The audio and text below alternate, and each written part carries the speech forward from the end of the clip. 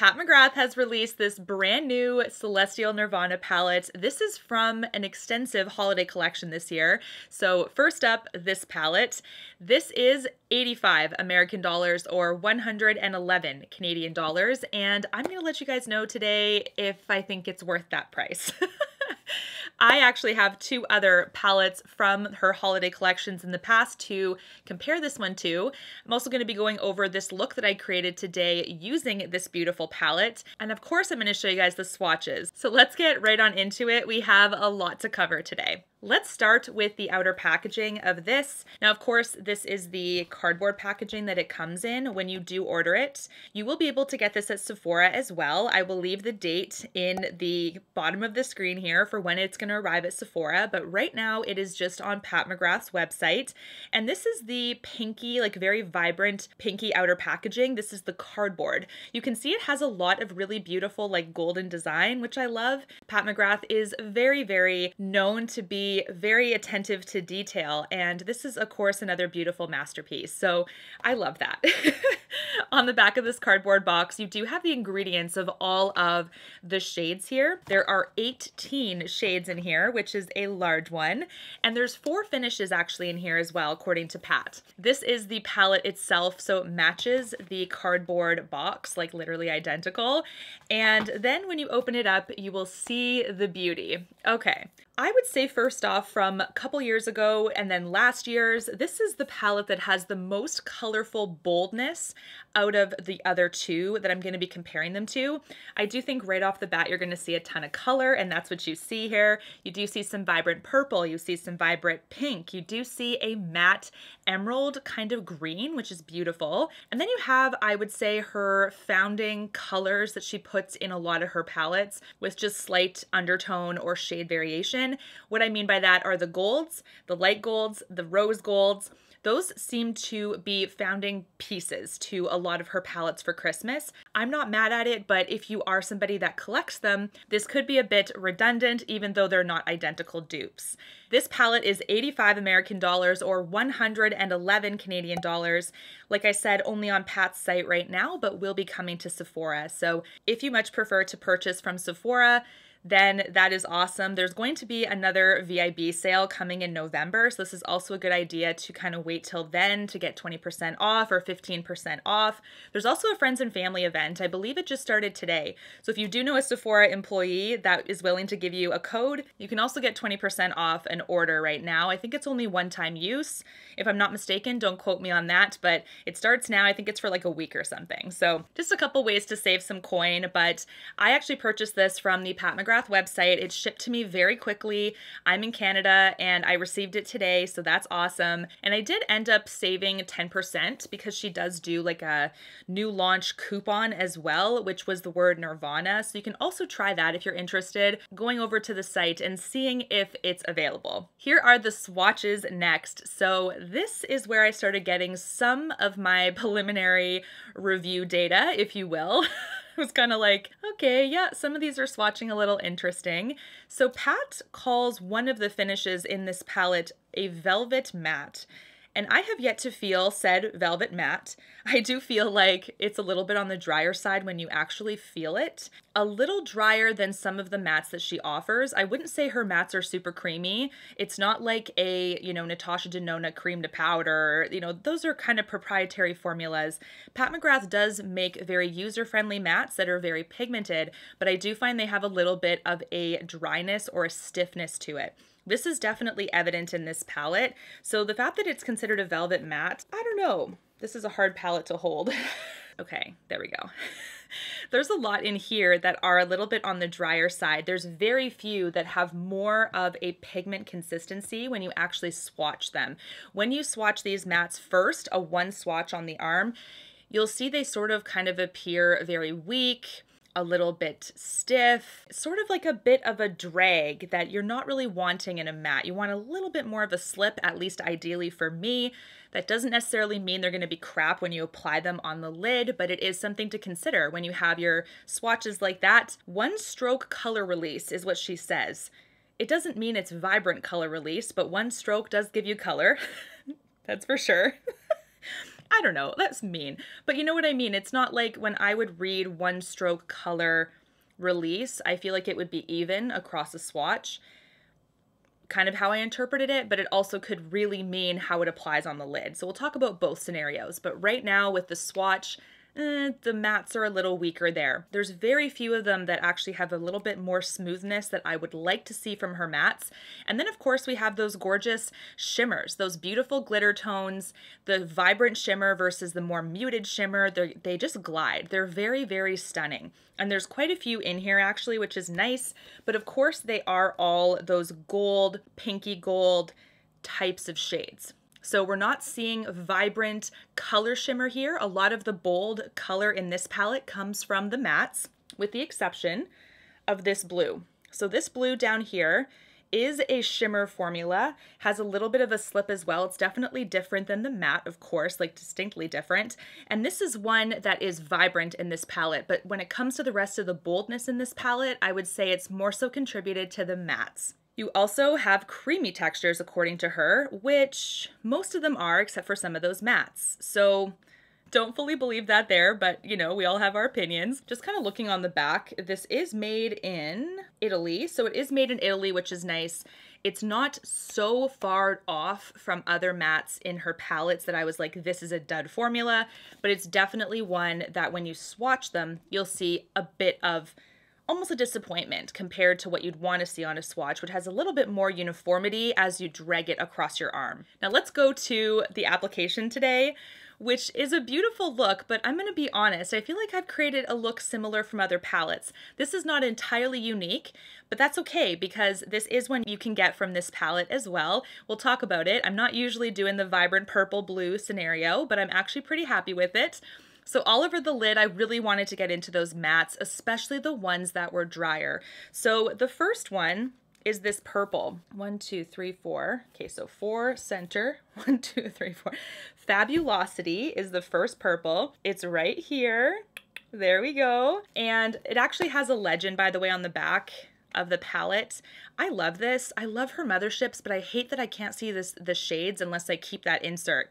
Drives me crazy. So this is one that's really nice because it does have the shades. So all over, actually with a synthetic hair brush, which is very important here. Keep that in mind. A synthetic haired brush picked up the matte pretty well. It did distribute it pretty well on the lid. You can see that, but I feel like it's more of a light to medium opacity here. The color boldness of this shade, I sort of was expecting to be a bit more impactful, but then I realized what I was doing wrong. So for this one, you really do need to use, especially the mattes, I would use a natural haired bristled brush for these. So something like Wayne Goss, something like Sonia G, something like Refer, because these are the ones that will pick up that matte pigment a lot better than the synthetic brushes. The natural hair will pick up that matte pigment a little bit better than the synthetic haired brushes, at least in my opinion. I feel like if you want more of a muted look overall, you can use synthetic haired brushes and it will really tone down the impact.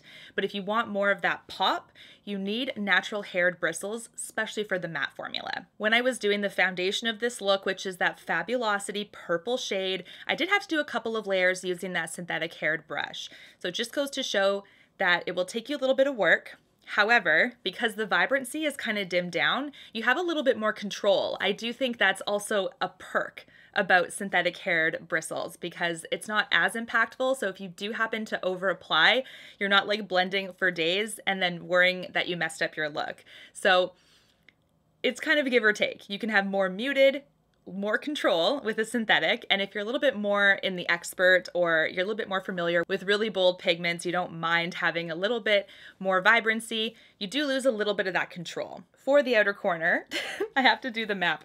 1, 2, 3. Violet Vixen. Violent Vixen. Violet Vixen is what I went in next. This is another purple matte. Once again, both of these swatched like okay on my arm, which is why I really wanted to get in and work with them and actually apply them on the lid. So this one right here, this could be really bold together, but you got to trust the process. So kind of going in with the outer corner there is where I applied this beautiful shade with a natural haired brush. You can see the vibrancy significantly more impactful. I really hope that my camera can show you guys this because to me, it was very evident on my eye that once I switched to a natural hair, instantly that matte seemed to be pouring through with vibrancy. So I was like, okay, I have to share this with them. I really do. Kind of backing up though, I forgot to mention, if you noticed when I first started doing this look, I had my eyes prepped with concealer. Very, very important, because when I was swatching this palette, I noticed that the tips of my hands were starting to get stained. And right when I knew that, I was like, yeah, we're going to have to kind of put a lot more coverage on the lid. Otherwise, you're going to get some minor staining on your eyelid if you don't have that extra layer. So for primers, typically that don't have like a ton of thickness, try to get a little bit of that layer in between. Otherwise, you might run some staining, especially with some of those bolder mattes. And they are Nocturnal Navy up here, and this actual really beautiful green called Altered State. Both of them much likelier to stain my finger compared to the other bold mattes. So keep that in mind, especially if you're using those shades. I really encourage you to put much more of a barrier between your natural skin and the eyeshadow. So as you can see, despite using a natural hair, I felt like I had to make sure I kept it very nice and blended. I mean, obviously, I was a little bit nervous because this is a bolder color and I'm like, uh-oh, I'm losing a little bit of control here because now I have a natural hair. But you know what? It turned out really, really nice. So you just got to be patient, tap very lightly, place it on the lid, and they do apply and blend beautifully. So this is, despite the weaker swatches, I do feel like the mattes perform. I just think that when you're thinking about brush hair type, that's very important about how you want it to look on the lid. Next, I went in with this beautiful blue. Okay, the blue is not a matte. It's called Aquarian Dream. Whew. She is pretty. I gotta show you. Really stunning. This is the color. So this looks not like what it looks like on my eyes, right? But we're gonna get into it. So this is the beautiful shade. I really like this. It sort of drew me in, and I love, it's funny, I don't always usually use blue, but when I do, I feel like I need to use it more. So it encouraged me to use it. I also saw on Pat McGrath's Instagram this really beautiful girl doing a very similar look. So I wanted to grab some inspo from that and also kind of give credit where credit's due. This is not my own creativity as much as I would love to have credit for that. Definitely from Pat's Insta, but I really wanted to recreate it. This girl also has vibrant, like bluey green eyes, whereas my eyes are brown. So I wanted to see how it would look on my color of eyes. So all I did with this one is place it in the middle of the lid. Very easy. I actually did try to use her artist wand to see if it would make a little bit more of an impact on the lid, but it didn't. And this is probably kind of speaking to the formula for this. Pat calls this shade a more of a frost shade in her line. So it's kind of like, it doesn't have the pigment particles that some of her really chunky glitters do, or chunky metallic glitters. This is not this. It's kind of got a creaminess to it with a bit of a frost. And that's really what this one is. It's very, very beautiful, but it didn't seem to pump up or get brighter when I was using the wand. At least not significantly enough compared to other shades I've used from Pat, where if you use the wand, it lights up like that. This is not the same. I feel like the impact was very similar. So I wanted to get more of that impact with this blue, and I thought the perfect way to do that was to put this beautiful shade over top because it has really beautiful shimmer. It's this one. So I actually placed this over top of that as well to give it much more of a brightness. So that's really how I created this look total. This shade is called Cosmic Champagne. Beautiful, beautiful shimmer, gorgeous, very consistent, love it. Definitely very nice to put on top of the lid there so I could really get that blue to just give me the look I wanted, which is kind of that outer spacey, frosty, but also bright on the lid. I did also drag that beautiful purple, the Fabulosity. Yep, Fabulosity shade on the bottom lid as well to complete it. So this really is the look I created today. I popped on some lashes, I popped on some mascara, black liner. Perfect. This is exactly what I was hoping for, something more bold from this palette. And I really like how so far a lot of these shades are applying how I expected it, even in some of the past holiday palettes, which I'll show you. This one is Celestial Odyssey. This one is still a little bit smaller than this one. So if I can layer them over top, they're just a little bit different. Odyssey, can you guys see? Hopefully. Okay, so Odyssey is a little bit taller. Nirvana is wider. So Nirvana is actually peeking out the side here, and it stops right about here. It's about a good 1/2 inch. So it's a different shape, right? Odyssey has more shimmer, so it's kind of like my favorite because I like the shimmer thing. You guys know I'm like, me and shimmer are besties. So I feel like more shimmer in here made me a happy camper. But the boldness of this one, not as intense. There's the blue here. We have a really cool green. And like the pink, of course, but you know, Pat kind of sticks to pink a lot, especially since Divine Rose. You guys know, if you are fans of Pat, you know that the Divine Rose is her latest thing.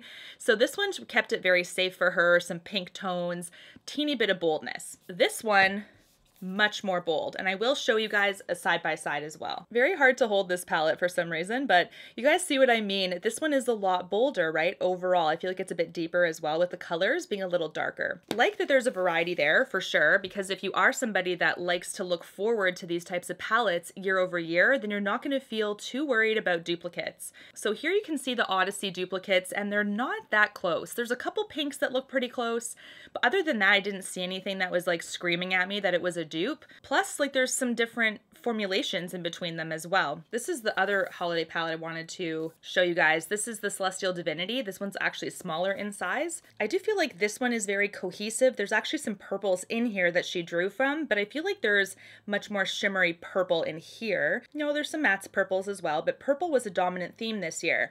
So it's sort of like she took some bright purples from Divinity, some pink a little bit from Odyssey for some inspo, with some more boldness, a green, a navy, like some different tones overall. So I do feel like that's very impressive that they have distinct color stories comparatively. It's not like a duplicate year over year.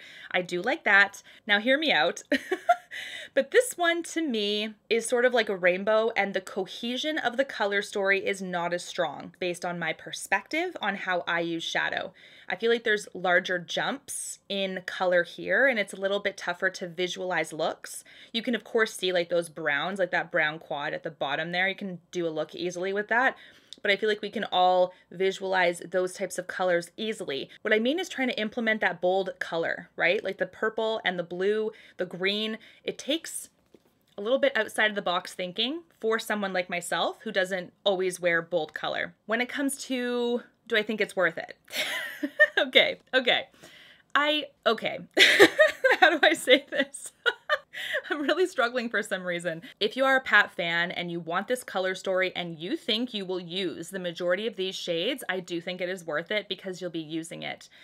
But if you are wanting something more everyday friendly, number one, and not as much bold, no, I don't think it's worth it. I actually think that if you don't like color at all, you should not get this because it is expensive. You get a lot of product for it, 18 shades, I get that, but she's also going to be releasing 2 5-pan palettes in this holiday collection that look more like everyday friendly to me. Like the tones look like they're going to be much more easy to visualize looks with. It looks super cool with like just the tone. Like it could be easily one look altogether.